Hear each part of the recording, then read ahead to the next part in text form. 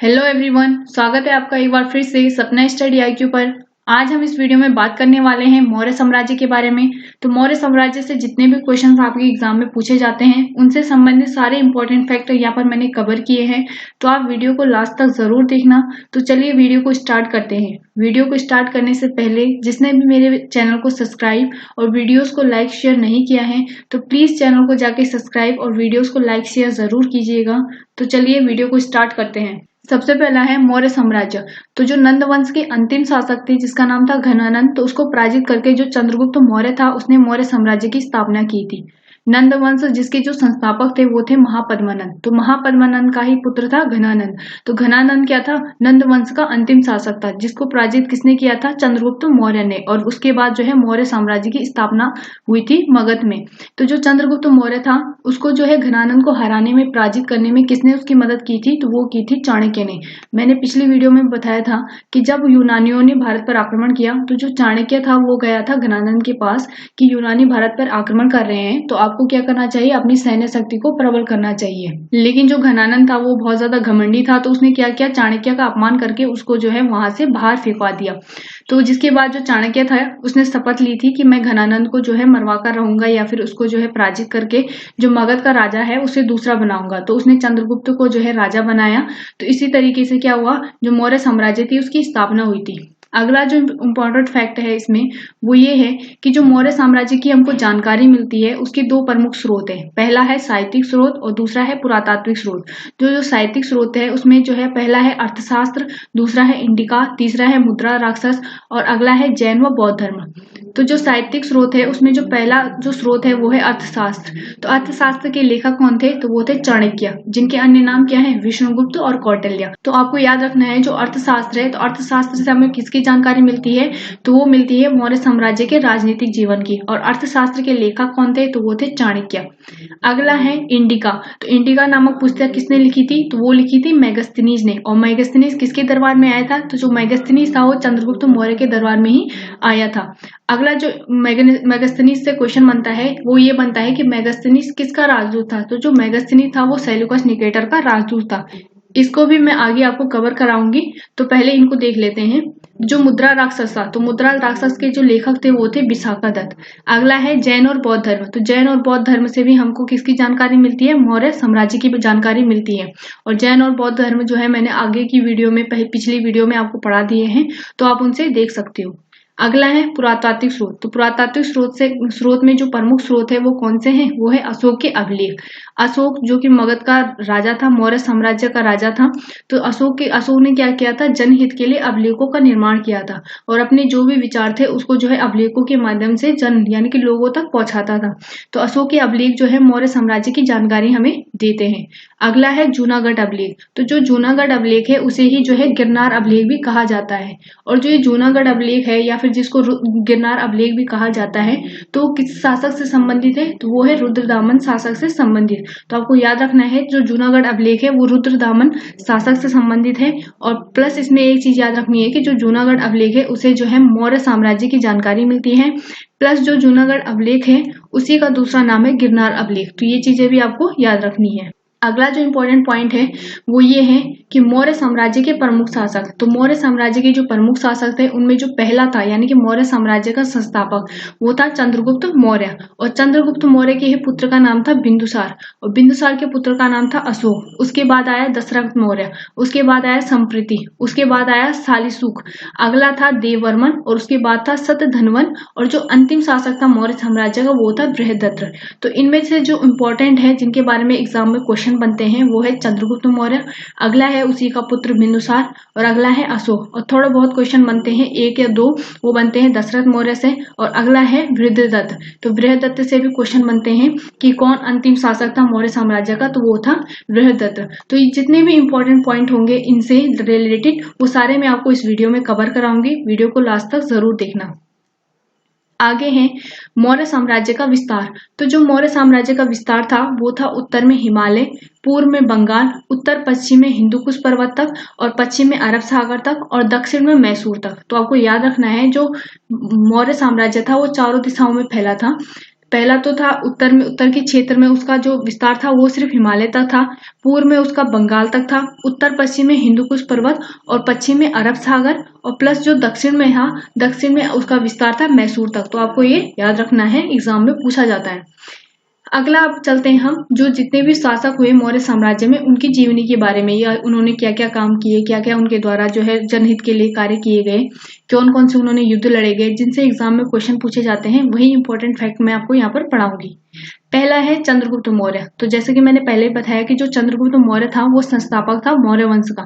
तो यहाँ पर लिखा भी है, जो मौर्य वंश का संस्थापक था वो था चंद्रगुप्त मौर्य, और जो चंद्रगुप्त मौर्य का जन्म हुआ था वो हुआ था 345 ईसा पूर्व में। अगला है 322 ईसा पूर्व में नंद वंश का जो अंतिम शासक था घनानंद, तो उसको हराकर जो चंद्रगुप्त मौर्य था वो राजगद्दी पर बैठा था। तो क्वेश्चन ये भी बनता है कि चंद्रगुप्त मौर्य राजगद्दी पर कब बैठा था, तो वो बैठा था 322 ईसा पूर्व में, और किसको हराकर? नंद वंश के अंतिम शासक घनानंद को हराकर। अगला है, घनानंद को हराने में जो चंद्रगुप्त मौर्य की मदद की थी वो की थी चाणक्य ने, और चाणक्य को जो है बाद में क्या किया था, चंद्रगुप्त मौर्य ने अपने प्रधानमंत्री बना दिया था राजा बनने के बाद। यानी कि जब राजा बन गया था चंद्रगुप्त मौर्य, उसके बाद जो चाणक्य था वो चंद्रगुप्त मौर्य का प्रधानमंत्री बन गया था। चाणक्य के अन्य नाम भी पूछे जाते हैं कई बार एग्जाम में, तो उसके अन्य नाम थे कौटिल्य और विष्णुगुप्त। तो आपको याद रखना है कि जो कौटिल्य है और विष्णुगुप्त है वो अन्य नाम थे किसके? चाणक्य के। अगला है, चाणक्य के द्वारा किसकी रचना की गई? तो चाणक्य के द्वारा अर्थशास्त्र नामक पुस्तक की रचना की गई, जिसका संबंध किससे था? जो मौर्य साम्राज्य की राजनीति है उससे संबंधित था। यानी कि मौर्य साम्राज्य का जो राजनीति का उल्लेख किया गया है वो अर्थशास्त्र में किया गया है, और अर्थशास्त्र के लेखक कौन थे? वो थे चाणक्य। अगला है, घनानंद को हराने के बाद चंद्रगुप्त मौर्य ने घनानंद की पुत्री जिसका नाम था दुर्धरा, तो दुर्धरा से विवाह किया था। तो क्वेश्चन कई बार पूछा जाता है कि घनानंद की पुत्री का नाम क्या था जिससे चंद्रगुप्त मौर्य ने जो है विवाह किया था, तो उसका नाम था दुर्धरा। अगला है, 305 ईसा पूर्व में सेल्यूकस निकेटर ने मगध पर आक्रमण किया था, लेकिन चंद्रगुप्त मौर्य ने उसे पराजित कर दिया। यानी कि सेल्यूकस निकेटर जो है इस युद्ध में पराजित हो गया था, और उसके बाद जो चंद्रगुप्त मौर्य था उसने जो है सेल्यूकस की पुत्री जिसका नाम था कार्नेलिया और दूसरा नाम था उसका हेलेना, तो इससे विवाह किया था। तो आपको क्वेश्चन बन सकता है कि सेल्यूकस निकेटर और जो चंद्रगुप्त मौर्य है उनके बीच में जो युद्ध हुआ था वो कब हुआ था? तो वो हुआ था 305 ईसा पूर्व में, और इस युद्ध में हारा कौन था? इस युद्ध में हारा था सेल्यूकस निकेटर, और जो सेल्यूकस निकेटर था उसकी पुत्री थी एक, तो उसका नाम क्या था? कार्नेलिया, जिससे विवाह किसने किया था? चंद्रगुप्त मौर्य ने। तो ये सारे इंपॉर्टेंट है, ये आपको क्वेश्चन में बन सकते हैं, तो आपको इसको भी याद करते हुए चलना है।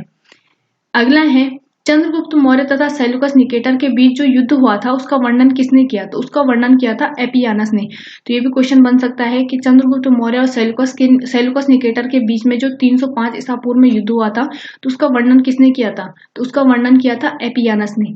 अगला है, जब चंद्रगुप्त मौर्य और सेल्यूकस के बीच युद्ध हुआ था तो उसमें सेल्यूकस हार गया था, तो सेल्यूकस निकेटर ने युद्ध की शर्तों के अनुसार जो चंद्रगुप्त था उसको 4 प्रांत दिए थे। तो उन 4 प्रांतों के नाम पूछे जाते हैं, तो उन 4 प्रांतों के नाम थे काबुल, कांधार, हेरात और मकरान। तो आपको ये भी याद रखना है, जो काबुल है, कांधार है, हेरात है, मकरान है, वो चंद्रगुप्त मौर्य को दिए थे किसने? सेल्यूकस निकेटर ने, जब वो क्या हो गया था? युद्ध में हार गया था।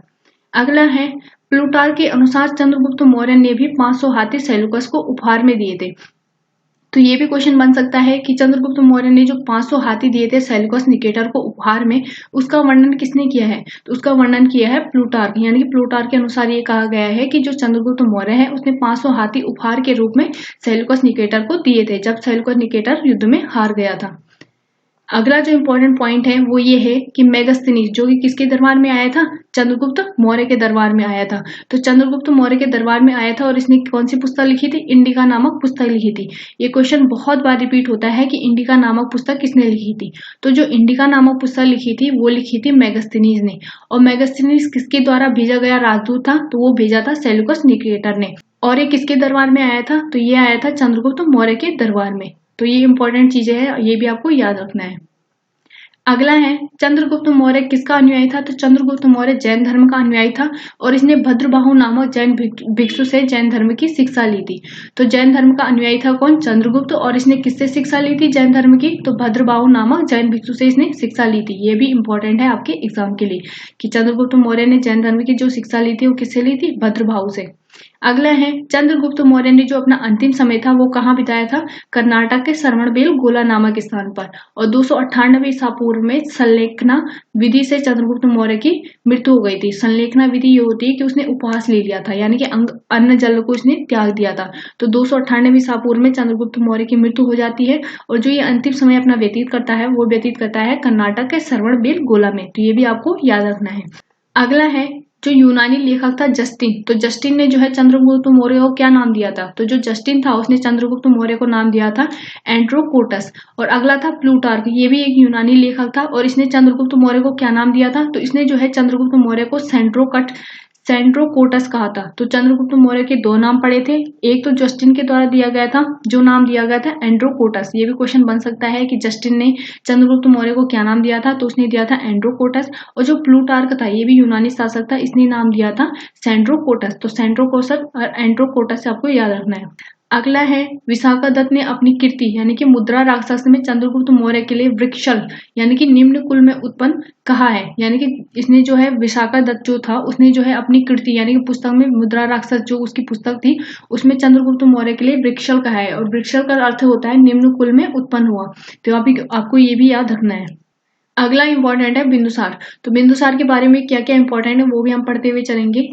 पहला है बिंदुसार मगध की राजगद्दी पर 298 ईसा पूर्व में बैठा था। और बिंदुसार किसका पुत्र था? वो था दुर्धरा का। तो आपको ये याद रखना है दुर्धरा यानी कि जो घनानंद की पुत्री थी उसका पुत्र कौन था? बिंदुसार था, जो कि आगे चलकर मगध का राजा बनता है। और कब बनता है? 298 ईसा पूर्व में, यानी कि चंद्रगुप्त की मृत्यु के बाद 298 ईसा पूर्व में बिंदुसार शासक बनता है।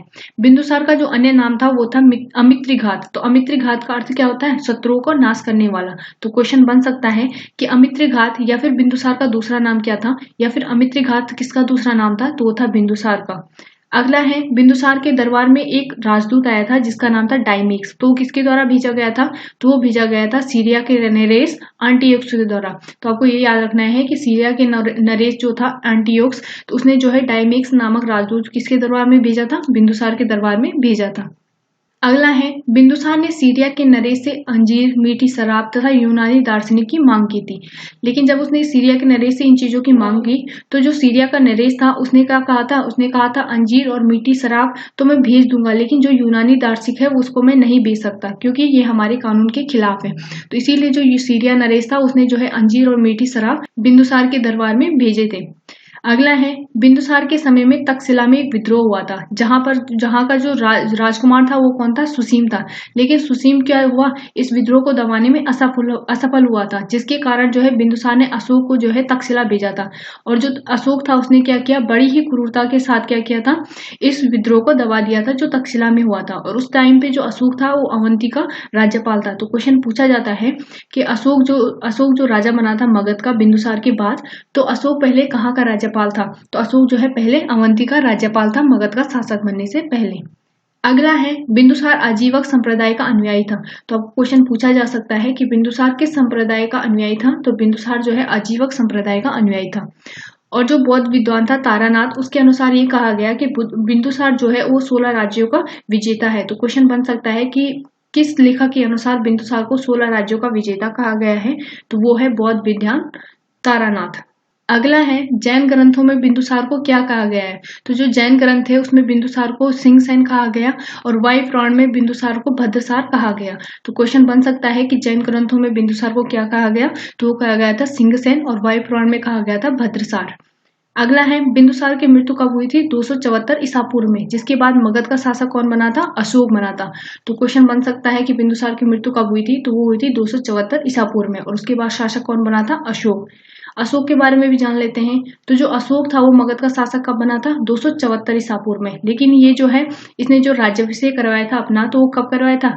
269 ईसा पूर्व में। क्यों?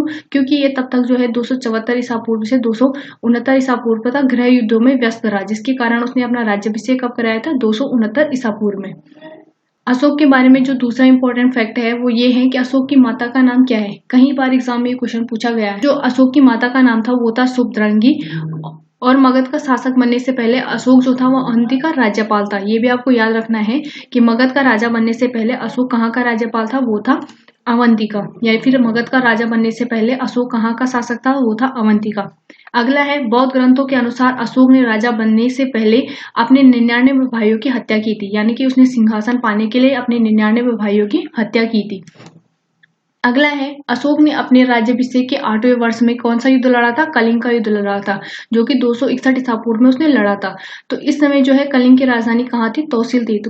तो क्वेश्चन बन सकता है कि जिस वर्ष अशोक ने कलिंग पर आक्रमण किया था उस समय कलिंग की राजधानी कहाँ थी? तो वो थी तौसील में।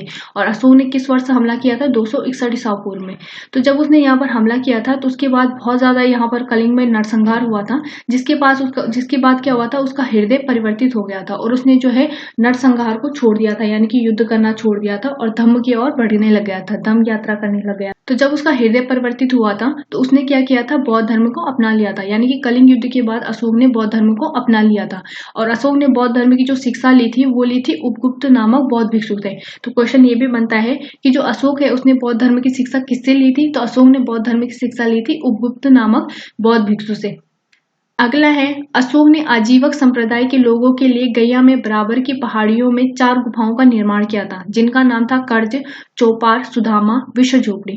तो इससे हमें क्या इंपॉर्टेंट फैक्ट पता चलता है कि जो अशोक था उसने बुद्ध धर्म का ही प्रचार नहीं किया था, उसने जो है अन्य संप्रदायों को भी मान्यता दी थी। इसी कारण उसने जो आजीवक संप्रदाय है, जो कि बिंदुसार उसका अनुयायी था आजीवक संप्रदाय का, तो उसने क्या किया था? आजीवक संप्रदाय के लोगों के लिए बराबर की पहाड़ियों में 4 गुफाएं बनाई थी, जिनका नाम क्या था? कर्ज था, चौपार था, सुदामा था और विश्व झोपड़ी था। तो ये भी आपको याद रखना है।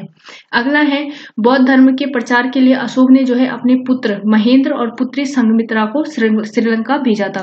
तो ये क्वेश्चन भी कई बार एग्जाम में पूछा गया है कि बौद्ध धर्म के प्रचार के लिए अशोक ने अपने पुत्र और पुत्री को श्रीलंका भेजा था, तो उनके नाम बताइए। तो उनका नाम क्या था? पुत्र का नाम था महेंद्र और पुत्री का नाम था संघमित्रा। तो ये भी आपको याद रखना है, इंपॉर्टेंट है। अगला है, अशोक ने लोगों तक अपने संदेश किसके माध्यम तक पहुंचाए थे? तो जो अशोक है उसने अपने जो संदेश थे वो लोगों तक अभिलेखों के माध्यम से पहुंचाए थे।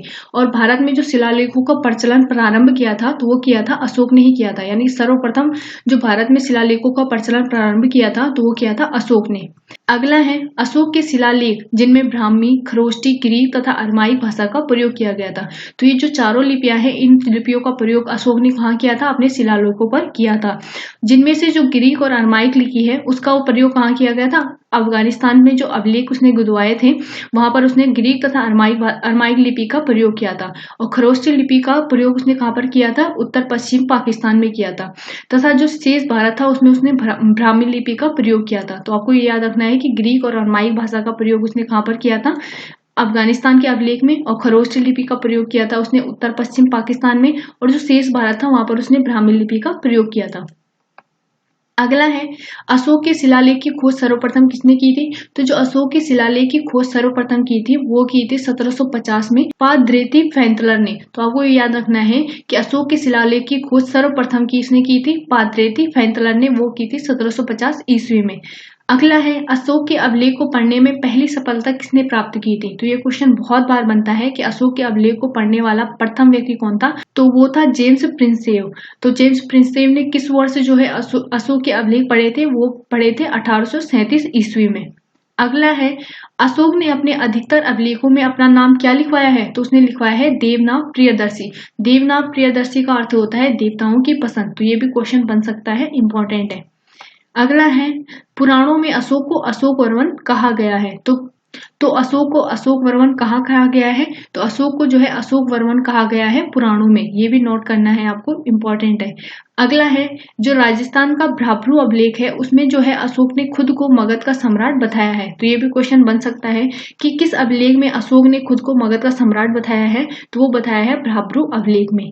अगला है, मध्य प्रदेश के गुज्जरा तथा कर्नाटक के मास्की तथा नेदर तथा उदय गोलान के जो अभिलेख है वहां पर अशोक का नाम स्पष्ट अशोक ही मिलता है। तो अशोक का नाम जो स्पष्ट अशोक मिलता है वो किन अभिलेखों में मिलता है? वो मिलता है जो मध्य प्रदेश का गुज्जरा अभिलेख है।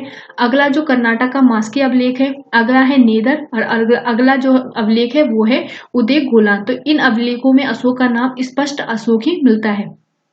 अगला है कि अशोक के दरबार में मिस्र का जो शासक था जिसका नाम था टॉलमी द्वितीय या फिर फिलाडेल्फस। तो फिलाडेल्फस या फिर टॉलमी द्वितीय ने अपना जो एक राजदूत था वो अशोक के दरबार में भेजा था। तो उसका नाम कई बार पूछा जाता है, तो उसका नाम था डियानिसियस। तो डियानिसियस नामक राजदूत किसके दरबार में आया था? वो आया था अशोक के दरबार में। और जो डियानिसियस नामक राजदूत था वो किसके द्वारा भेजा गया था? तो वो भेजा गया था मिस्र के शासक फिलाडेल्फस के द्वारा, जो कि टॉलमी द्वितीय उसका दूसरा नाम भी था। अगला है अशोक के पुत्र जिसका नाम था दशरथ। तो उसने आजीविकों के लिए जो है क्या किया था? नागार्जुन में गुफा प्रदान की थी। तो जो आजीविक संप्रदाय के जो लोग थे उनके लिए नागार्जुन गुफा उसने प्रदान करवाई थी। किसने? अशोक का जो पुत्र था जिसका नाम था दशरथ। अगला हम चलेंगे, जो अशोक के शिलालेख है उनको भी मैं कंप्लीट कराऊंगी, वो आगे हैं। उससे पहले हम देख लेते हैं सैन्य व्यवस्था के बारे में। तो जो मौर्यकालीन सैन्य व्यवस्था थी उसमें क्या क्या था वो सारी चीजें हम इसमें देखेंगे। तो यूनानी इतिहासकारों के अनुसार जो चंद्रगुप्त मौर्य की सेना है उसमें 6 लाख पैदल तथा 30,000 अश्वारोही और 9,000 गज सेना और 8,000 रथ सेना थी। तो आपको ये भी याद रखना है, जो यूनानी इतिहासकार है उनके अनुसार जो चंद्रगुप्त मौर्य की सेना थी उसमें 6 लाख पैदल सेना थी, 30,000 अश्वारोही सेना थी और 9,000 गज सेना थी और 8,000 रथ सेना थी। अगला है जो मेगास्थनीज है। तो मेगास्थनीज के अनुसार कहा गया कि जो सेना है उसकी देखरेख के लिए एक अलग विभाग होता था, जिस विभाग में जो है 30 सदस्य होते थे। यानी कि जो सेना है उसकी देखरेख के लिए एक अलग विभाग की स्थापना की गई थी, जिसमें जो कर्मचारी थी उनकी संख्या कितनी थी? 30 थी। अगला है जो सेना के उच्च अधिकारी होते थे उनको महामात्र कहा जाता था। तो जो सेना में उच्च अधिकारी होते थे उनको क्या कहा जाता था? महामात्र कहा जाता था मौर्य साम्राज्य में या फिर मौर्य राजवंश में। अगला है जो कौटिल्य है। तो कौटिल्य के अनुसार कहा गया है जो राजा है उसको 3 ही परिस्थितियों में युद्ध करना चाहिए। पहला है प्रकाश युद्ध। प्रकाश युद्ध का मतलब होता है कि आमने सामने का युद्ध, यानी कि जब आमने सामने का युद्ध हो तो राजा को उस परिस्थिति में युद्ध करना चाहिए। अगला है कूट युद्ध। कूट युद्ध का मतलब जिसमें चालाकी या छलबाजी का युद्ध हो, उसमें भी राजा को जो है युद्ध करना चाहिए। अगला है तुसनी युद्ध। तुसनी युद्ध का मतलब होता है अप्रत्यक्ष युद्ध, यानी कि इसमें खुद युद्ध ना करके जो शत्रु राज्य है उसमें जो है वहां के लोगों को आपस में लड़वाना, यही गृह युद्ध होता है। इसमें जो है राजा को अपनी भागीदारी देनी चाहिए। ये किसके द्वारा कहा गया था? तो ये कहा गया था चाणक्य के द्वारा। अगला है मौर्यकालीन जो सामाजिक व्यवस्था है उसके बारे में भी हम यहाँ पर पढ़ेंगे। तो जो मौर्यकालीन सामाजिक व्यवस्था थी उसमें प्रमुख था कि चाणक्य ने अर्थशास्त्र में 4 वर्णों का उल्लेख किया है। तो जो सामाजिक व्यवस्था है वो 4 वर्णों के आधार पर चलती थी। पहला था ब्राह्मण, दूसरा था क्षत्रिय, तीसरा था वैश्य और अगला था शूद्र। तो जो चाणक्य ने ये 4 वर्णों की व्यवस्था की थी वो काम के आधार पर की थी। यानी कि ब्राह्मण क्या होता है? ब्राह्मणगिरी यानी कि पुजारी का काम करेंगे। जो क्षत्रिय है वो राजपूत होंगे, यानी कि युद्ध में जाने का, युद्ध करने का काम करेंगे। और जो वैश्य है वो जो है कृषि हो गया, पशुपालन हो गया, या फिर लाहौर जो लोहे वोहे का काम करते हैं वो सारे काम करेंगे। और शूद्र होते थे जो मोची होते थे, जो निम्न स्तरीय काम करते थे। तो जो चाणक्य ने अर्थशास्त्र में 4 वर्णों का उल्लेख किया है वो किसके आधार पर किया है? वो किया है काम के आधार पर। अगला है मेगास्थनीज। तो मेगास्थनीज ने आर्थिक आधार पर भारतीय समाज को 7 वर्गों में बांटा था। और वो 7 वर्ग कौन कौन से थे? वो थे, पहला था दार्शनिक। तो जो दार्शनिक था वो क्या करता था? वो क्या करता था? पुजारी, भिक्षु और विद्वान आदि संबंधी कार्य करता था। अगला था कृषक वर्ग। तो कृषक वर्ग की संख्या जो है इन 7 वर्गों में सर्वाधिक थी। और कृषक वर्ग क्या करता था? कृषि का काम करता था। अगला था पशुपालक। तो ये जो पशुपालक वर्ग था वो पशुपालन का कार्य करता था। अगला था व्यापारी या शिल्पी। तो जो व्यापारी शिल्पी थे वो नगरों में निवास करते थे। अगला था सैनिक। तो सैनिक क्या होते थे? जो कृषकों के बाद सर्वाधिक संख्या थी वो सैनिकों की थी। इस जो 7 ग्रुप बताए थे उसने 7 वर्ग बताए थे, उसमें जो है सबसे ज्यादा संख्या तो कृषकों की थी और कृषकों के बाद जो सबसे ज्यादा संख्या थी वो थी सैनिकों की। अगला तो जो वर्ग था वो था निरीक्षक वर्ग। ये समाज में व्यवस्था का निरीक्षण करता था। अगला है जो 7वां जो वर्ग था वो था मंत्री का वर्ग। तो मंत्री क्या करते थे? समाज में इसके अंतर्गत शासन वर्ग आता था। तो जो मंत्री वर्ग था उसमें शासन वर्ग आता था। अगला है अशोक का धम्म। तो धम्म के बारे में भी हम पढ़ेंगे कि धम्म क्या होता है। तो अशोक ने लोगों को नैतिकता सिखाने के लिए जो नियम और कानून बताए थे उसे ही क्या कहा जाता है? धम्म कहा जाता है। तो अशोक ने क्या किया था? जो नैतिक कल्याण के लिए या फिर नैतिकता सिखाने के लिए लोगों के लिए जो नियम बनाए थे उसी को ही धम्म कहा गया है। और इसमें अशोक ने कहा है कि व्यक्ति को माता पिता की आज्ञा माननी चाहिए। और अगला उसने बोला है कि ब्राह्मण तथा भिक्षु का आदर करना चाहिए। अगला है दास और सेवकों को आदर करना चाहिए। और इसी में जो धम्म है उसमें उसने कहा है कि व्यक्ति को जियो और जीनो दो का पालन करना चाहिए। यानी कि खुद भी जियो सुखी से और दूसरे को भी सुखी से जीने दो। यानी कि किसी को परेशान मत करो, किसी के साथ गलत व्यवहार मत करो। तो ये उसने धम्म में कहा है। अगला है मौर्यकालीन वास्तुकला। तो मौर्यकालीन वास्तुकला में क्या था, तो मौर्यकालीन जो वास्तुकला थी उसमें जो भवन बने होते थे वो लकड़ी के बने होते थे, जो कि वर्तमान समय में कहाँ पाए जाते हैं, तो जो वर्तमान समय में ये लकड़ी के भवन पाए जाते हैं मौर्यकालीन, वो पाए जाते हैं पटना क्षेत्र में। अगला जो इम्पोर्टेंट है वो ये है कि मध्य प्रदेश में अशोक का सांची का स्तूप मिला है, जो कि सबसे बड़ा स्तूप है। यानी कि भारत का सबसे बड़ा स्तूप कौन है, सांची का स्तूप, जो कि कहाँ मिला है, मध्य प्रदेश में। और इसका जो निर्माण कराया था वो किस शासक ने करवाया था, तो वो करवाया था अशोक ने। तो ये भी आपको क्वेश्चन बन सकता है। इसी वीडियो में मैंने आगे जो प्रीवियस ईयर के क्वेश्चन हैं वो सारे लिखे हैं, तो आप इस वीडियो को लास्ट तक देखिए और उन क्वेश्चन को भी जरूर कवर करना। अगला है, अशोक ने उत्तर प्रदेश के सारनाथ में अशोक स्तंभ बनवाया था, जिस पर 4 पत्थर के शेरों को एक ही जगह में रखा गया है। इसे अहिंसा का सूचक बताया गया है। तो जो सारनाथ है वहां पर क्या मिला है, अशोक का अशोक स्तंभ मिला है, जिसमें क्या किया गया है कि 4 पत्थरों की मूर्ति बनाई गई है, और वो किसकी मूर्ति है, शेरों की मूर्ति है, जिनको एक ही जगह में रखा गया है। और वर्तमान में क्या है, जो ये अशोक स्तंभ है वही भारत का राष्ट्रीय चिन्ह है। तो भारत का राष्ट्रीय चिन्ह क्या है, अशोक स्तंभ, जो कि कहाँ मिला है, सारनाथ में। सारनाथ कहाँ पड़ता है, उत्तर प्रदेश क्षेत्र में। और इसमें क्या है, इसकी विशेषता क्या है, या फिर इसकी बनावट कैसी है, इसकी बनावट ऐसी है कि जो 4 पत्थर के शेरों की एक मूर्ति है उसे जो है एक ही जगह में रखा गया है, और उसे क्या कहा गया है, अशोक स्तंभ कहा गया है। अगला है, अशोक के जो अभिलेख है उनके बारे में भी चर्चा कर लेते हैं। तो अशोक का जो प्रथम शिलालेख है वो उसमें क्या कहा गया है, उसमें अहिंसा पर बल दिया गया है, यानी कि मारकाट नहीं करना है, और जो है पशु बलि की निंदा की गई है, यानी कि पशुओं की बलि नहीं चढ़ानी है। अगला है, जो द्वितीय अभिलेख है इसमें जो है मनुष्यों के साथ पशु की चिकित्सा की चर्चा भी की गई है। अगला है तृतीय शिलालेख, इसमें अशोक के 3 अधिकारी जिनका नाम था राजुक, युक्तक, अगला था प्रदेशक की चर्चा मिलती है, जिन्होंने धम्म का प्रचार किया था। अगला है चतुर्थ शिलालेख। चतुर्थ शिलालेख में जानकारी मिलती है कि इसमें भैरी घोष यानी कि युद्ध के स्थान पर धम्म घोष यानी कि बौद्ध को अपनाने की चर्चा मिली है। अगला है पंचम शिलालेख। तो पंचम शिलालेख में जो है धम्म महामात्र नामक अधिकारी की चर्चा मिली है, जो कि धार्मिक जीवन की देखरेख करता था। अगला है षष्ठम शिलालेख यानी कि 6वां शिलालेख। इसमें अशोक ने कहा है कि मेरे अधिकारी जन कल्याण के लिए जब चाहे मुझसे मिल सकते हैं। अगला है सप्तम अभिलेख। जो 7वां अभिलेख है उसमें कहा गया है कि विभिन्न धर्मों के आपसी समन्वय की बात की गई है, यानी कि इसमें जो है विभिन्न धर्मों के समन्वय की बात की गई है, और यह जो है सबसे बड़ा शिलालेख है। तो क्वेश्चन ये भी एग्जाम में बन सकता है कि अशोक का सबसे बड़ा शिलालेख कौन सा था, तो वो था 7वां अभिलेख। अगला है अष्टम शिलालेख। तो अष्टम शिलालेख में क्या जानकारी मिलती है, इसमें अशोक के धम्म यात्रा की चर्चा मिलती है, जो कि अशोक के राज्याभिषेक के 8वें वर्ष से प्रारंभ हुई। राज्याभिषेक के 10वें वर्ष में गया में उसने यात्रा की थी, और राज्याभिषेक के 20वें वर्ष में उसने लुम्बिनी में यात्रा की थी। अगला है नवम शिलालेख। नवम शिलालेख में जो है इसमें जो है सच्ची भेंट तथा शिष्टाचार की चर्चा मिलती है। अगला है 10वां शिलालेख। 10वां शिलालेख में राजा तथा अधिकारी हमेशा प्रजा के हित में सोचे। ये सभी आपको याद नहीं करने हैं, जितने भी इंपॉर्टेंट होंगे वो मैं आपको अभी बता दूंगी कि कौन से आपको याद रखने हैं। अगला है 11वां शिलालेख। 11वां शिलालेख में धम्म की व्याख्या की गई है। अगला है 12वां शिलालेख। इसमें स्त्रियों की स्थिति के सुधार के लिए स्त्रीमा मात्र नामक अधिकारी का उल्लेख मिलता है। अगला है 13वां शिलालेख। तो 13वां शिलालेख में कलिंग युद्ध की चर्चा मिलती है। अगला है 4वां शिलालेख। 14वां, तो 14वां जो शिलालेख है उसमें जो मिलती है जानकारी कि अशोक ने जनता को धार्मिक जीवन व्यतीत करने के लिए प्रेरित किया। तो इनमें जो इम्पोर्टेंट है वो है पहला 13वां शिलालेख, जिसमें जो है कलिंग युद्ध की चर्चा मिलती है। क्वेश्चन पूछा जाता है कि कलिंग युद्ध की चर्चा किस अभिलेख में मिलती है, तो वो मिलती है 13वां शिलालेख में। अगला जो इम्पोर्टेंट है वो है 11वां शिलालेख। तो 11वां शिलालेख में आपको याद रखना है कि इसमें धम्म की व्याख्या की गई है। अगला जो इम्पोर्टेंट आपको याद रखना है वो है 8वां जो शिलालेख है उसको भी याद रखना है कि जो धम्म की यात्रा की चर्चा मिलती है वो किस अभिलेख से मिलती है, तो वो मिलती है 8वें शिलालेख से। बाकी आपको ज्यादा पूछा नहीं जाता, लेकिन आपको थोड़ा बहुत आपको याद रखना पड़ेगा कि किसमें क्या चीज है, तो थोड़ा बहुत आप इसमें थोड़ा थोड़ा याद रख सकते हो, लेकिन जो इम्पोर्टेंट है वो यही है जितने मैंने आपको बताए हैं। अब इसमें जो है सारा मैंने जितना भी टॉपिक था वो पूरा आपको क्लियर करा दिया है। तो मौर्य साम्राज्य से संबंधित जितने भी इंपॉर्टेंट नोट्स थे वो सारे आपको मैंने यहाँ पर प्रोवाइड करा दिए हैं, तो आप इनको अच्छे से देखना।